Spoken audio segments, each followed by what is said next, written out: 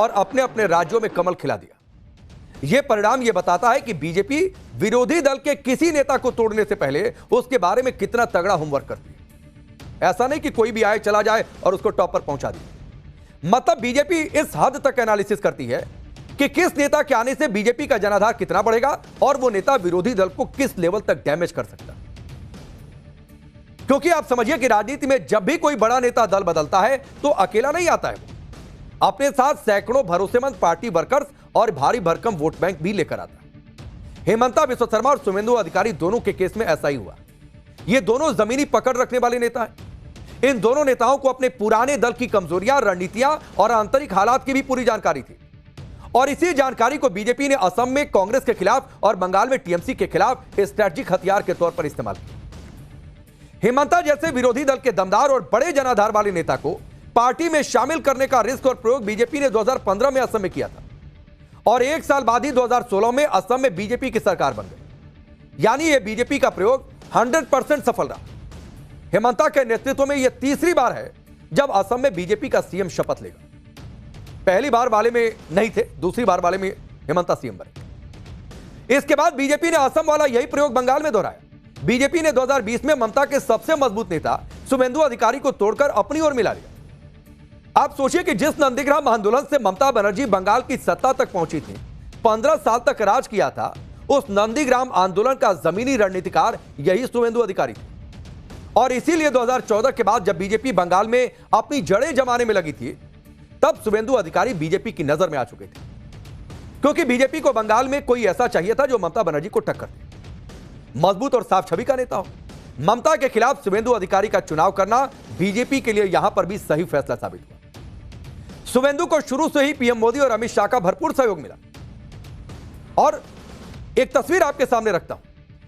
BJP ने 2020 में शुभेंदु को पार्टी ज्वाइन कराई, 2021 में ममता बनर्जी के खिलाफ नंदीग्राम सीट पर खड़ा कर दिया। इसी चुनाव में शुभेंदु अधिकारी ने ममता बनर्जी को सिर्फ लेकिन 1956 वोटों से हरा दिया।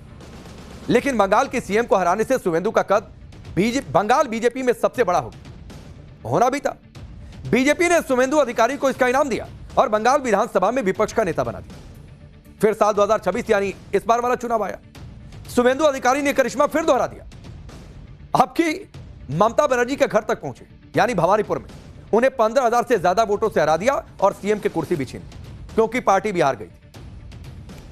अब जबकि असम और बंगाल में बीजेपी का सीएम बनने जा रहा है, तब राहुल गांधी और ममता बनर्जी ये जरूर सोच रहे होंगे कि काश उस वक्त उन्होंने कुछ ऐसा किया होता कि हेमंता शुभेंदु मान गए होते, बीजेपी में नहीं गए होते, तो आज कम से कम इन दोनों पार्टियों को सत्ता से बाहर नहीं बैठना पड़ता।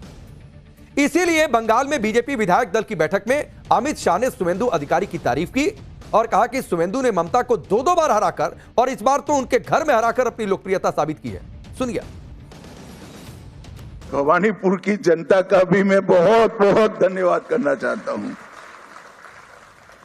शुभेंदु दा ने गत चुनाव में दीदी को नंदीग्राम में हराया था।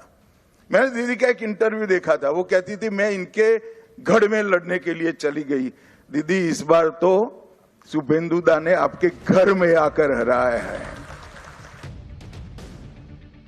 शुभेंदु अधिकारी के सियासी करियर में नंदीग्राम का सबसे बड़ा रोल है। जिस नंदीग्राम से शुभेंदु अधिकारी को राजनीतिक पहचान मिली, पद और कद बढ़ गया, उसी नंदीग्राम में ममता बनर्जी को हराकर शुभेंदु अधिकारी बंगाल बीजेपी के सबसे बड़े कद्दावर और सीएम पद के भी सबसे बड़े दावेदार बने। शुभेंदु अधिकारी का पूरा राजनीतिक जीवन 37 साल का है। साल 1989 में उन्होंने कांग्रेस की छात्र परिषद से अपना सियासी सफर या राजनीतिक सफर आप कह लीजिए शुरू किया। 1995 में काथी नगर पालिका के पार्षद बने, 1998 में टीएमसी ज्वाइन की। लेकिन उनके राजनीतिक जीवन का पहला टर्निंग पॉइंट 2007 में शुरू हुआ। नंदीग्राम आंदोलन जब शुरू हुआ था तब का समय। इस आंदोलन के लिए शुभेंदु ने भूमि उच्छेद प्रतिरोध कमेटी यानी बीयूपीसी का गठन किया और इसी आंदोलन की वजह से साल 2011 में बंगाल की 34 साल पुरानी लेफ्ट की सरकार को उखाड़ फेंका टीएमसी। इसके बाद शुभेंदु लंबे समय तक ममता बनर्जी के करीबी नेता बने रहे, भरोसेमंद बने रहे। लेकिन 2020 में उन्होंने टीएमसी छोड़ दिया, बीजेपी ज्वाइन कर। 2021 के विधानसभा चुनाव में उसी नंदीग्राम सीट पर ममता का मुकाबला शुभेंदु अधिकारी से हुआ और शुभेंदु ने उन्हें हरा दिया। अब नंदीग्राम ही एक बार फिर से उनके करियर का दूसरा टर्निंग पॉइंट साबित हो गया। आज सुबह अमित शाह जब कोलकाता पहुंचे तब अभिषेक बनर्जी का कौन सा बयान वायरल हुआ और ट्रेंड में आ गया और कैसे बीजेपी ने अभिषेक के बयान के खूब मजे ले लिए, यह आपको आगे बताने वाला हूं, क्योंकि इसकी चर्चा बहुत हुई है पूरे चुनाव। लेकिन आप पहले देखिए कि आज कोलकाता पहुंचने के बाद अमित शाह सबसे पहले दक्षिणेश्वर काली मंदिर, वहां मां काली की विधिवत पूजा अर्चना की। अमित शाह ने मां काली को साष्टांग दंडवत प्रणाम किया। इस चुनाव में कालीबाड़ी मंदिर बड़ा टर्निंग पॉइंट कैसे बना, वो अब आपको बताता हूं। यह वही कालीबाड़ी मंदिर है जहां मांस चढ़ाने की प्रथा है। इस बार टीएमसी बीजेपी के खिलाफ यही नैरेटिव सेट करने की कोशिश कर रही थी कि अगर बीजेपी सत्ता में आ जाती है तो बंगाल में मांस मछली बैन हो जाएगा। इस नैरेटिव को पीएम मोदी ने कालीबाड़ी मंदिर जाकर ध्वस्त कर दिया, क्योंकि प्रधानमंत्री मोदी खुद शुद्ध शाकाहारी हैं। इस मंदिर में मोदी के जाने से बंगाल में यह मैसेज चला गया कि टीएमसी झूठा नैरेटिव फैला रही है, बीजेपी के आने से ऐसा कुछ नहीं होगा। और बीजेपी के ऐसे नेता जो नॉनवेज खाने वाले हैं, उन्होंने बंगाल पहुंचकर ना सिर्फ नॉनवेज खाया बल्कि वीडियो बनाकर भी लोगों के सामने रखा कि हम खान पान के विरोध में नहीं हैं, जिससे बंगाल को यह भरोसा हो सके कि खाने पीने की उनकी इच्छा से बीजेपी को कोई फर्क नहीं पड़ेगा और बीजेपी आएगी तो उन पर भी इस पर कोई फर्क नहीं पड़ेगा। इसके बाद बंगाल की जनता ने बीजेपी पर भरोसा जताया। कोलकाता का दक्षिणेश्वर काली मंदिर रामचंद्र परमहंस से भी जुड़ा है। मान्यता है कि यहां मां काली ने साक्षात दर्शन दिए थे। पूरे देश से लोग इस काली मंदिर में अपनी मन्नत लेकर पहुंचते हैं। पूरे बंगाल समाज पर इस मंदिर का विशेष प्रभाव है। आज जब अमित शाह कालीबाड़ी मंदिर में दर्शन करके बाहर आए तब उन्हें बधाई देने के लिए सैकड़ों लोग वहां पर पहुंच गए थे। अमित शाह उनके बीच चले गए और उनका अभिवादन स्वीकार किया। यह तस्वीर आप देखिए। अमित शाह के कोलकाता पहुंचने पर शुभेंदु अधिकारी ने सोशल मीडिया पर एक पोस्ट लिखा। इस पोस्ट में उन्होंने अमित शाह को आधुनिक चाणक्य बताया और उन्हें बंगाल में बीजेपी की प्रचंड जीत का क्रेडिट दे दिया। क्या लिखा वो आप देखिए। शुभेंदु ने लिखा कि यह पहली बार है जब आधुनिक चाणक्य बीजेपी की शानदार जीत के बाद डॉक्टर श्यामा प्रसाद मुखर्जी की पश्चिम बंगाल की इस पावन भूमि पर पधारे।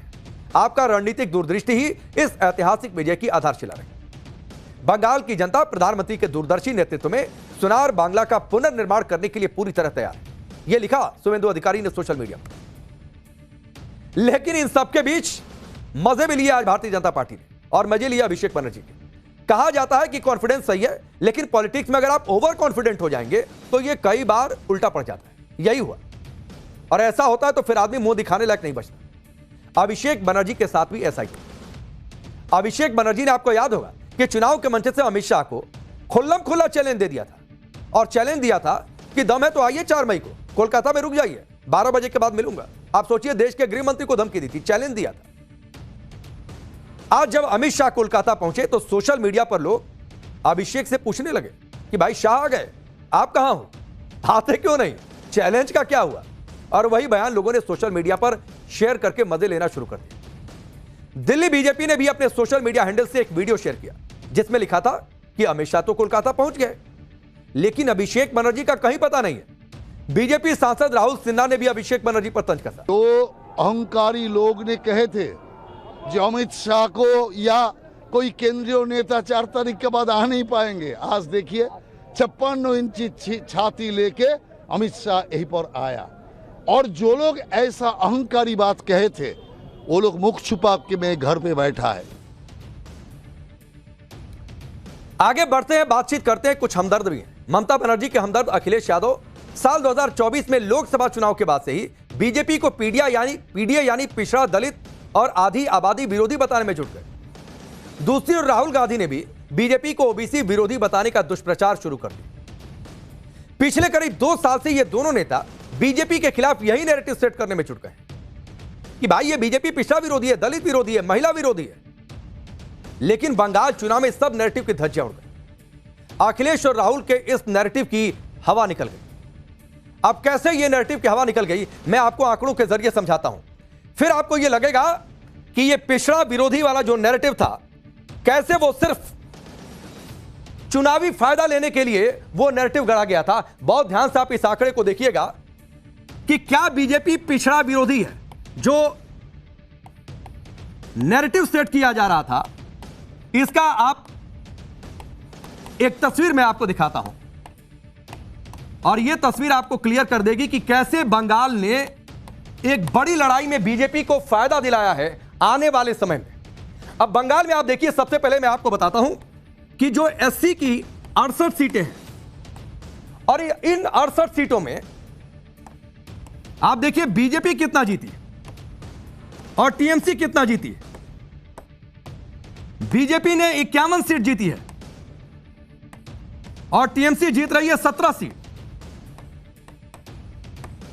अब मुझे एक बात बताइए कि अगर बीजेपी पिछड़ा विरोधी रहती, एससी विरोधी रहती, तो साहब 68 में से 51 सीट मिलती और टीएमसी को 17 ही मिलती। तो कहां गए राहुल गांधी, अखिलेश यादव जो कह रहे थे कि बीजेपी एससी विरोधी है। अब एक और तस्वीर आपको दिखाता हूं, एसटी सीट की बात। एसटी में 16 सीट है। इसमें इस आंकड़े को भी बहुत ध्यान से देखिएगा। अब इसमें बीजेपी कितनी जीती और टीएमसी कितनी जीती साहब? 16 सीट, यानी सारी सीट बीजेपी ने जीत लिया और टीएमसी ने कितना जीता?